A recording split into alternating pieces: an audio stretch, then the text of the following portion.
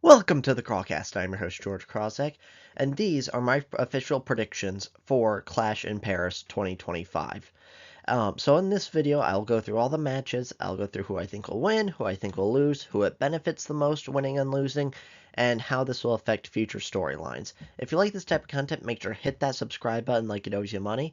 And if you want my more immediate thoughts on things, make sure to follow me on Twitter at Crawlcast. Now let's get started.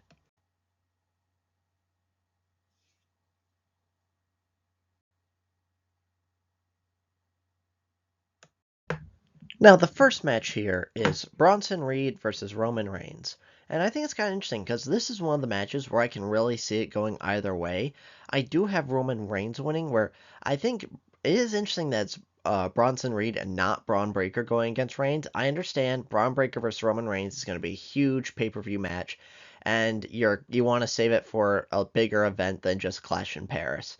But it just feels weird having Bronson Reed here because he kind of feels like the odd man out in Seth's group, where you have Seth as the leader and kind of current main event guy, and then Braun Breaker is the future main event guy.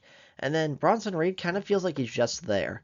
So in terms of this match, where it's tough because I think Roman Reigns will win because he's the babyface and people like him, but it's hard to build storylines for Roman Reigns because he is a main event guy, so he's kind of too good for the mid card and can't really squabble over that. But no one really wants to see him in the title picture and see him go for the world titles, so it's tough to have him booked in that. And then it's also tough to book him because he doesn't show up on weekly television. So you literally need to start like a storyline now and then ignore it for like 3 months and then try to circle back to it 3 months later. So it is really tough booking Roman Reigns, and that's why like him winning or losing, I don't think it really matters because we're not going to see him for another several months.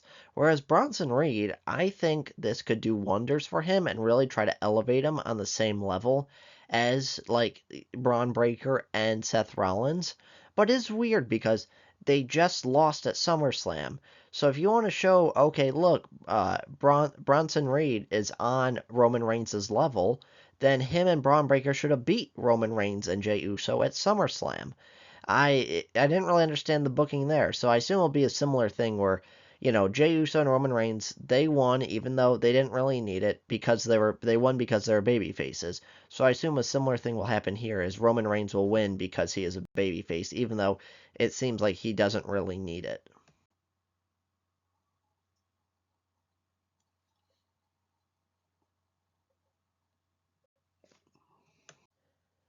The next match is Logan Paul versus John Cena, and I think John Cena is going to win because now we're kind of back on track with his retirement tour. This is what I said in my how I would book the John Cena's retirement tour prediction video, where his retirement tour has been basically an objective failure. His heel run did not do well. There's basically only two memorable moments, and that was his initial heel promo and then his kind of knockoff pipe bomb. And then there was basically no memorable matches, and that's kind of it. And I always said that people just don't want to boo John Cena. They just want to see the classic hits.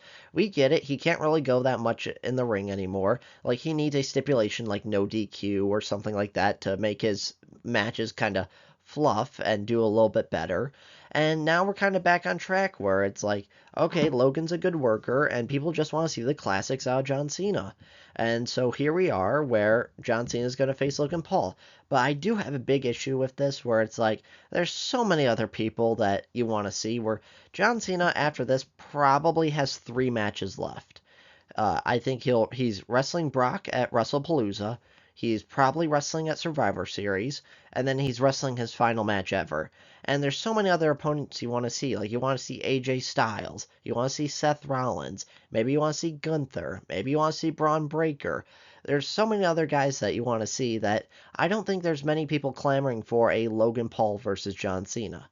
So since John Cena's retiring in a couple of months, I do think it would be more beneficial for Logan Paul so he can be like, I'm the guy that beat John Cena. That's me, and just kind of turn him into a bigger heel.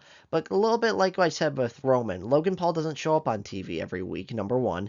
And then number two, I just think people are just more or less not interested in necessarily storylines of John Cena. They just want to see certain matches, and they just want to see him win because people want to cheer John Cena, and people like seeing John Cena. And I think it'll be a nice, good, feel good moment with the crowd for John Cena to win. Again, like I said, I think Logan Paul could benefit more from this, but I just think John Cena is going to win because people want to see him win, and people like John Cena. And now we're starting to get on track on what his retirement tour probably should have been. Again, if you want to see a good retirement, what his retirement tour should have been, make sure to watch my prediction or my how I would book John Cena's retirement video.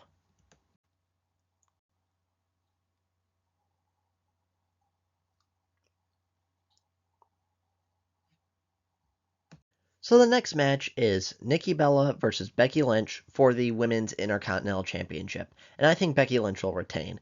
So this one's kind of weird that this is the only women's match on the card. I There could probably be a match of Julia defending her title maybe, but as of right now of me recording this video, and I recorded this video several hours after Raw, this is the only women's match announced, and I really feel bad for Stephanie Vakir. She should have been on this card. I think they should have had a tournament to say the winner faces Stephanie for the vacant women's world title. And if it was up to me, I would have Io Sky win that and have it Io Sky versus Stephanie Vakir for the Women's World Championship. Because Io Sky is the best wrestler on the planet, and I feel like that would have been such an amazing match. And I feel like it's just so weird how they advertise Stephanie on this card, and then they're like, no, we're just pulling the match because Naomi's not on it, and we're going to announce a challenger next week. This should have happened on this card. Anyways, so back to the match at hand. It is interesting, kind of what I talked about with the part timers and the not showing up every week. This is another match that includes one of those, where Becky Lynch is having a decent heel run. I understand some of her promos aren't very good, especially recently, but overall she's had a really good heel run. And it just doesn't make sense to take the title off her now. And then with Nikki Bella, I'm a little confused on, is this more of a nostalgia run where she's going to show up every once in a while and do some matches? Or is she going to start being maybe a full-time competitor again and actually wrestle? And I haven't figured out which one's which.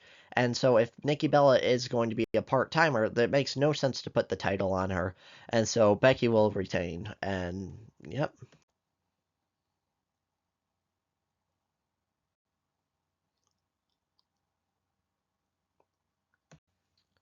So the next match is Sheamus versus Rusev in a good old Donkey Brock match. And so I think this is going to be a very exciting match. I love these like big fights, and I really hope the two of them just beat the crap out of each other. So it's basically an Extreme Rules match. I'm very excited for this match. I think Sheamus will win. So I think Sheamus is definitely a mid carder at this point, and WWE is not really interested in pushing him that much. And I think Rusev could use the push, and because he's not necessarily out of the main event picture just yet, and he's not really entrenched in the mid card just yet. He's still fresh upon his return. I understand that they basically did nothing with him yet, but I think he could use this win. But the reason why I have Sheamus winning is because, he's from Ireland and this is France, so it's like overseas adjacent, so there'll probably be a lot of Sheamus fans there, and so I just think it makes sense that Sheamus will win, where it's like technically not his home crown or hometown, but it's close enough, so the WWE will kind of count it as his like semi hometown. But overall, this match really doesn't have any stakes, and I don't think really matters too much. But this should be one of the best matches of the night. I'm really looking forward to it. I think it should be really good.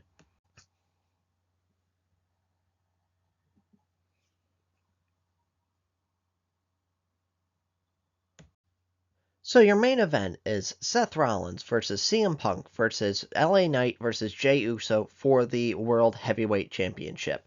So this is probably the easiest prediction is Seth's going to win, but it's going to be interesting how they make it. So it doesn't make sense to take the title off Seth. He's clearly still building his faction, and you know what's going to happen is Braun Breaker and Bronson Reed are going to get involved on behalf of Seth, and then I think Roman Reigns will probably get involved on behalf of Jey Uso, and that could probably either one of two things: set up maybe a tag match for maybe Seth Rollins and Braun Breaker versus CM Punk and Roman Reigns, because it seemed like that was the original plan until Roman kind of bailed out and went and was gone for a long time.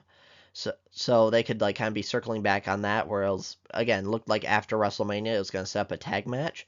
So that's one way they could do it, and then the other way, I feel like it's just well, yes, the Seth's team, the Vision is going to get involved, but we don't know if Roman's going to get involved or not, and it could like again they could go many ways with this. They could build Seth Roman, Seth Punk, although I feel like Seth Punk kind of just needs to end because they've been feuding basically for the last 2 years. Like I understand that Punk got injured and then Punk did the feud of Drew, but they've basically been feuding for the past 2 years, and at some point you just got to end it. And so this will be exciting. LA Knight is there because of fan support, even though I don't think he has much of a shot at winning. And then no one really knows why Jey Uso is there. Like, I get it, he never got his rematch, so it makes sense, but also it seems like he's just there to take the pin. Either LA Knight or Jey Uso will take the pin. And again, it's just hard to get invested in these matches because this is how it felt like the last year of Roman's title reign, where every match was the same, where Roman wrestles for a little bit.